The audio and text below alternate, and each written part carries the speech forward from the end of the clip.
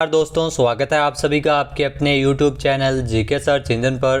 तो दोस्तों, Rajasthan current affairs के साप्ताहिक रिवीजन में आपका हार्दिक स्वागत है। 19 से लेकर 25 दिसंबर तक के राजस्थान करंट अफेयर्स के इम्पोर्टेंट 22 क्वेश्चन हम इस वीडियो में डिस्कस करेंगे।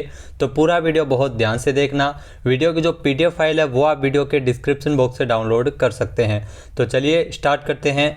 19 दिसंबर से लेकर 25 दिसंबर तक बने राजस्थान करंट अफेयर्स के महत्वपूर्ण 22 क्वेश्चन। तो पहला क्वेश्चन है, हाल ही में प्रो कबड्डी लीग 2022 का खिताब किस टीम ने जीता है? तो प्रो कबड्डी लीग 2022 का खिताब जीता है जयपुर पिंक पैंथर्स ने, यानी कि सी ऑप्शन इसका बिल्कुल सही है। 17 दिसंबर को प्रो कबड्डी लीग का फाइनल खेला गया था जयपुर पिंक पैंथर्स की टीम और पुणेरी पल्टन के बीच, जिसमें जयपुर पिंक पैंथर्स ने पुणेरी पल्टन को 33-29 के अंतराल से हराया, यानी 4 अंकों से हराते हुए प्रो कबड्डी लीग का खिताब जीता है। जयपुर की टीम का यह दूसरा प्रो कबड्डी लीग का खिताब है। इससे पहले जयपुर ने जो सब सीजन की शुरुआत हुई थी उस समय यू मुंबा को हराते हुए खिताब जीता था। अगला क्वेश्चन है, हाल ही में किस रेलवे स्टेशन को बिल्डिंग रेलवे स्टेशन श्रेणी में राजस्थान ऊर्जा संरक्षण पुरस्कार 2022 के अंतर्गत प्रथम पुरस्कार मिला है? तो हाल ही में नागौर रेलवे स्टेशन को यह प्रथम पुरस्कार दिया गया है, यानी कि सी ऑप्शन इसका बिल्कुल सही है। जी हाँ, राष्ट्रीय ऊर्जा संरक्षण दिवस के अवसर पर 14 दिसंबर को जयपुर में आयोजित कार्यक्रम के दौरान नागौर रेलवे स्टेशन, जिसको बिल्डिंग को जो राजस्थान ऊर्जा संरक्षण पुरस्कार 2022 के अंतर्गत प्रथम पुरस्कार है वो नागौर रेलवे स्टेशन को मिला है। नेक्स्ट क्वेश्चन है, हाल ही में राजस्थान के किस जिले के भैरों सिंह राठौड़ का निधन हुआ है, जिन्होंने 1971 के भारत पाकिस्तान युद्ध में महत्वपूर्ण भूमिका निभाई थी? तो भैरों सिंह राठौड़ का हाल ही में निधन हो गया था। इनका संबंध है वो राजस्थान के जोधपुर से है, यानी कि सी ऑप्शन इसका बिल्कुल सही है। राजस्थान के जोधपुर जिले के शेरगढ़ में जन्मे भैरों सिंह राठौड़ जो BSF में 1971 में जो जैसलमेर में लोंगेवाला पोस्ट पर 14 बटालियन में ये तैनात थे, इनका हाल ही में निधन हो गया है। 1971 के युद्ध में इन्होंने महत्वपूर्ण भूमिका निभाई थी और इनके जो जीवन पर फिल्म भी बन चुकी है। जी हाँ, बॉलीवुड फिल्म बॉर्डर, जिनमें सुनील शेट्टी जो मुख्य अभिनेता थे, भैरों सिंह राठौड़ का किरदार ही सुनील शेट्टी ने निभाया था। तो लोंगेवाला पोस्ट के दौरान वीरता के लिए साल 1972 में उस समय उनको सेना मेडल से भी सम्मानित किया जा चुका है। नेक्स्ट है, हाल ही में सूचना एवं जनसंपर्क विभाग के सूजस ऐप का लोकार्पण किसके द्वारा किया गया था? तो सूचना एवं जनसंपर्क विभाग के सूजस ऐप का लोकार्पण किया गया था CM अशोक गहलोत ने, यानी कि बी ऑप्शन इसका बिल्कुल सही है। 17 दिसंबर को राजस्थान सरकार के जो 4 वर्ष पूरे होने के अवसर पर जयपुर के जवाहर कला केंद्र में जो राज्य स्तरीय विकास प्रदर्शनी का आयोजन किया गया था, वहीं इसी दौरान सूचना एवं जनसंपर्क विभाग के सूजस ऐप का लोकार्पण CM अशोक गहलोत ने किया था। साथ ही साथ सूजस बुलेटिन, सूजस ई बुलेटिन और सूजस पॉडकास्ट आवाज़ का भी लोकार्पण किया गया था। नेक्स्ट क्वेश्चन है, हाल ही में राष्ट्रपति द्रौपदी मुर्मू ने गुजरात के वडोदरा में स्थित गति शक्ति विश्वविद्यालय का कुलपति किसे नियुक्त किया है? तो राष्ट्रपति द्रौपदी मुर्मू के द्वारा गुजरात के वडोदरा में स्थित गति शक्ति विश्वविद्यालय का कुलपति नियुक्त किया गया डॉक्टर मनोज चौधरी को, यानी कि बी ऑप्शन इसका बिल्कुल सही है। मनोज चौधरी बने हैं गुजरात के वडोदरा में स्थित गति शक्ति विश्वविद्यालय के कुलपति।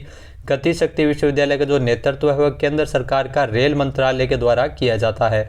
बाड़मेर जिले के डॉक्टर मनोज चौधरी को गति शक्ति विश्वविद्यालय का पहला कुलपति नियुक्त किया गया है। इसके अलावा doctor Manoj Chaudhary electrical engineering शाखा के प्रोफेसर और IIT जोधपुर में अंतर्राष्ट्रीय पूर्व छात्र और कॉरपोरेट संबंध डीन भी रह चुके हैं। अगला क्वेश्चन है, हाल ही में पूर्वी राजस्थान नहर परियोजना के क्रियान्वयन के लिए जो गठित ERCP निगम के लिए अंशपूंजी के रूप में कितने करोड़ रुपए की स्वीकृति प्रदान की गई है?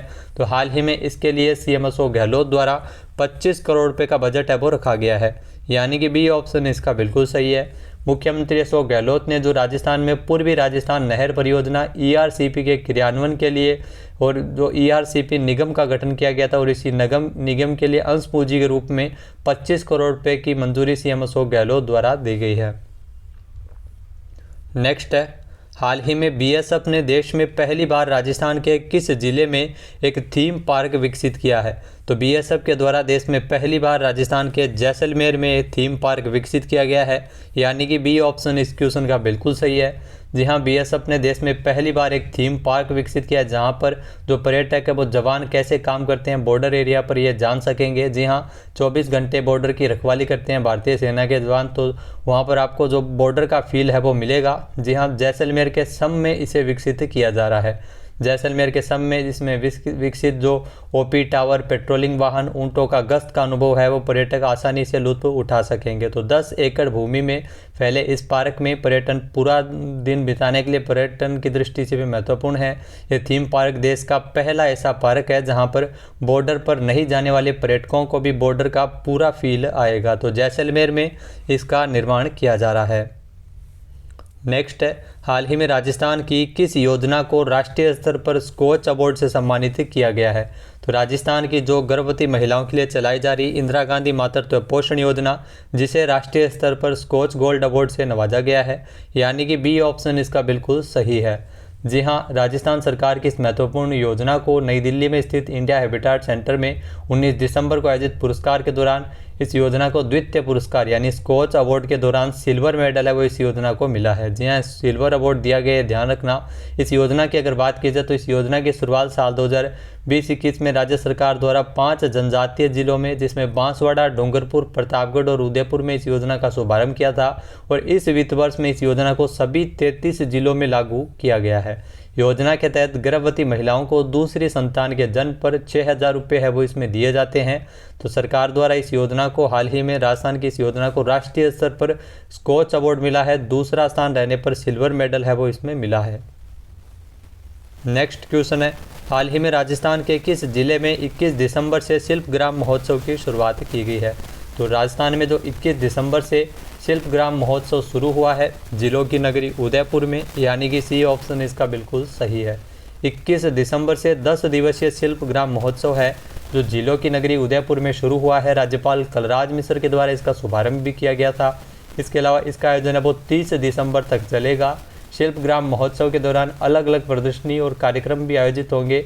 800 शिल्पकार और 1000 लोक आर्टिस्ट इसमें हिस्सा लेंगे। तो 21 दिसंबर से शिल्प ग्राम महोत्सव की शुरुआत उदयपुर में की गई है।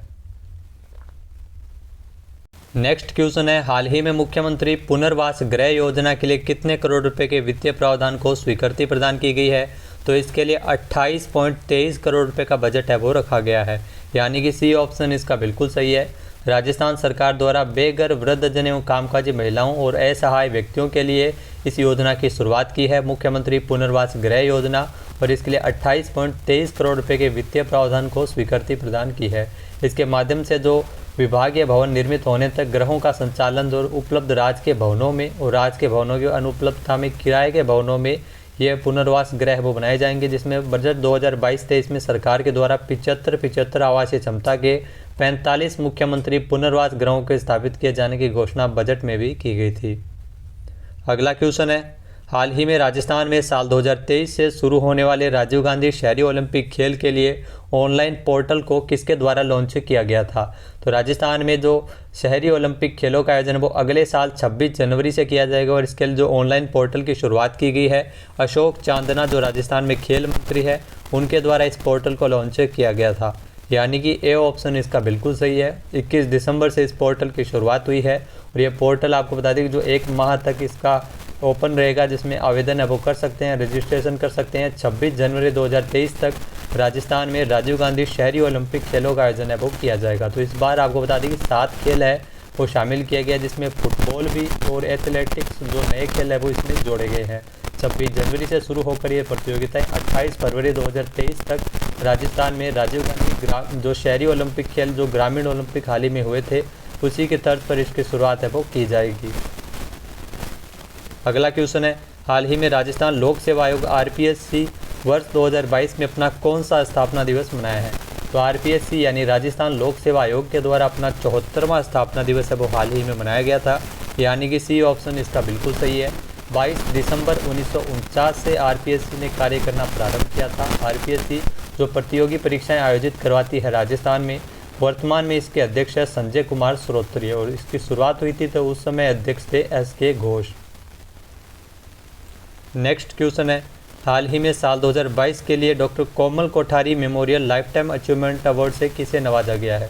तो doctor Komal Kothari memorial life time achievement award से नवाजा गया है दिलीप भट्ट को, यानी कि ए ऑप्शन इस क्वेश्चन का बिल्कुल सही है। तमाशा के प्रसिद्ध कलाकार है दिलीप भट्ट, जिनको यह पुरस्कार मिला है। Doctor Komal Kothari memorial life time achievement award से नवाजा गया है। तमाशा राजस्थान का एक लोक नाट्य रूप है जो पूरे भारत में प्रचलित है। गोपी जी भट्ट के पुत्र है दिलीप भट्ट, जिनको यह पुरस्कार मिला है। जो राज्यपाल कलराज मिश्र के द्वारा शिल्पग्राम उत्सव उदयपुर में पुरस्कार इनको दिया गया था। जयपुर की तमाशा शैली के साधक दिलीप भट्ट को यह पुरस्कार वो दिया गया है, doctor Komal Kothari memorial life time achievement award. Next है, हाल ही में राजस्थान के राज्यपाल कलराज मिश्र द्वारा किस खिलाड़ी को डॉक्टर ऑफ लिटरेचर की मानद उपाधि से सम्मानित किया गया है? तो राजस्थान के राज्यपाल जो कलराज मिश्र के द्वारा देवेंद्र झाझड़िया, जी हाँ देवेंद्र झाझड़िया, जिनको डॉक्टर ऑफ लिटरेचर की मानद उपाधि प्रदान की गई है, यानी कि ए ऑप्शन इस क्वेश्चन का बिल्कुल सही है। देवेंद्र का संबंध है वो राजस्थान के चूरू जिले से है। पैरालंपियन है देवेंद्र झाझड़िया, जिनको 20 दिसंबर को आयोजित मोहनलाल सुखाड़िया विश्वविद्यालय के 30वें दीक्षांत समारोह के दौरान राज्यपाल कलराज मिश्र के द्वारा इनको डॉक्टर ऑफ लिटरेचर की मानद उपाधि से नवाजा है। देवेंद्र झाझड़िया राजस्थान के पहले खिलाड़ी है जिनको ये पुरस्कार है वो ये उपाधि मिली है। इससे पहले भी ये पद्म भूषण पुरस्कार, पद्मश्री पुरस्कार और मेजर ध्यानचंद खेल रत्न पुरस्कार भी प्राप्त कर चुके हैं।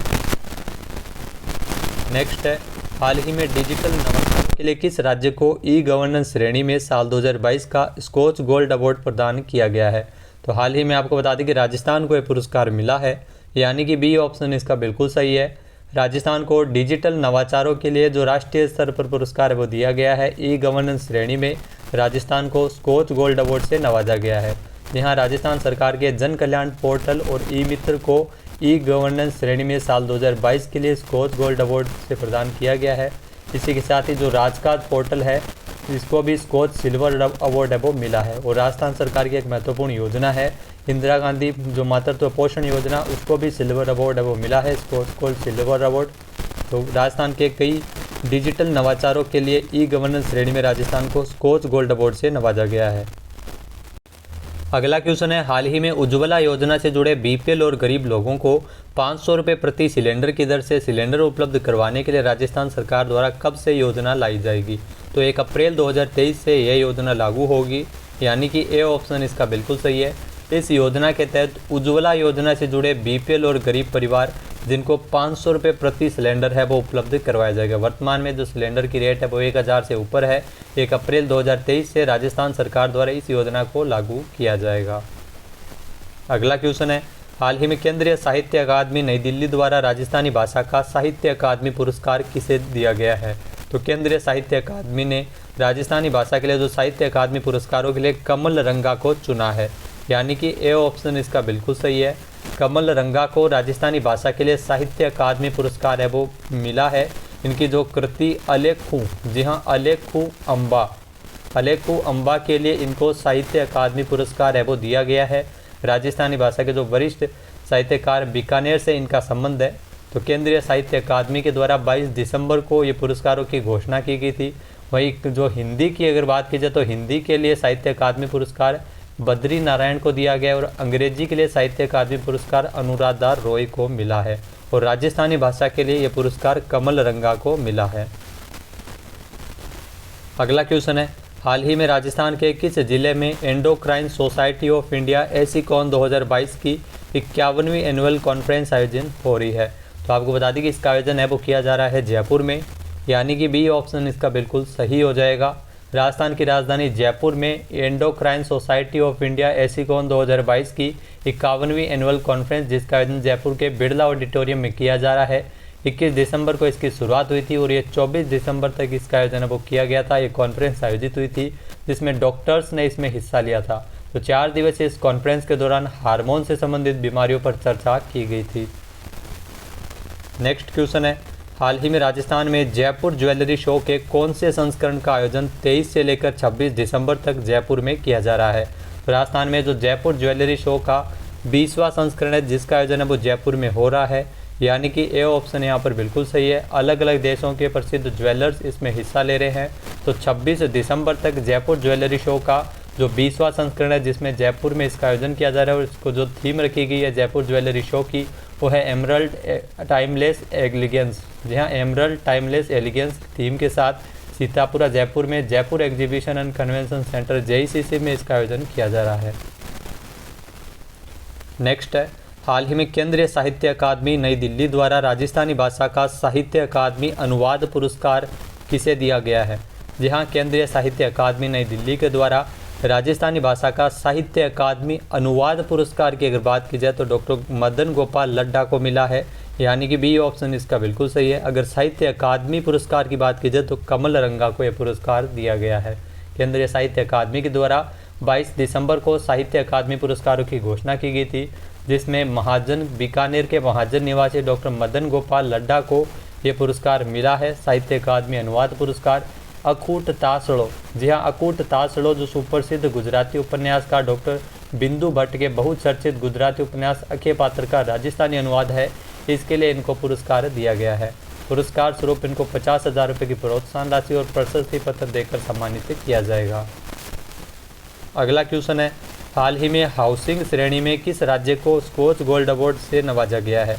तो हाउसिंग श्रेणी के अंदर भी राजस्थान को भी स्कॉच गोल्ड अवार्ड है वो मिला है, यानी कि ए ऑप्शन यहाँ पर बिल्कुल सही है।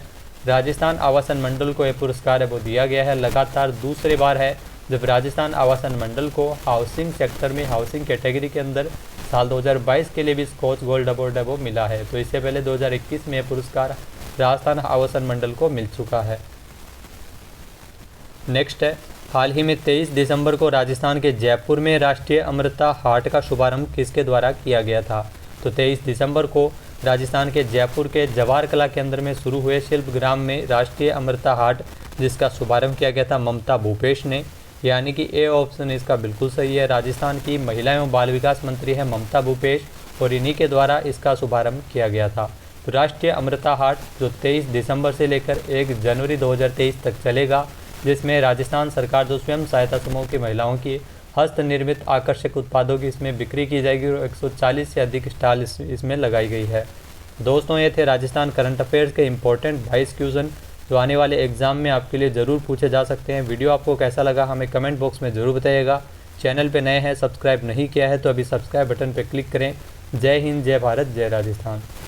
इसके अलावा दोस्तों, अगर आपको राजस्थान करंट अफेयर्स के 1000 क्वेश्चन चाहिए, जी हाँ, 1000 राजस्थान करंट अफेयर्स के जनवरी से लेकर दिसंबर तक के अपडेटेड क्वेश्चन है, तो प्लीज़ कमेंट बॉक्स में ज़रूर बताना। अगर आपको चाहिए तो आपको डिटेल आपको डिस्क्रिप्शन बॉक्स में मिल जाएगी, आप नंबर पे संपर्क करके इसको ले सकते हैं। तो यहाँ से काफ़ी सारे क्वेश्चन हैं वो फॉरेस्ट गार्ड के एग्ज़ाम में, जो 2nd ग्रेड के एग्ज़ाम में भी काफ़ी सारे क्वेश्चन पूछे गए थे। जय हिंद, जय भारत, जय राजस्थान।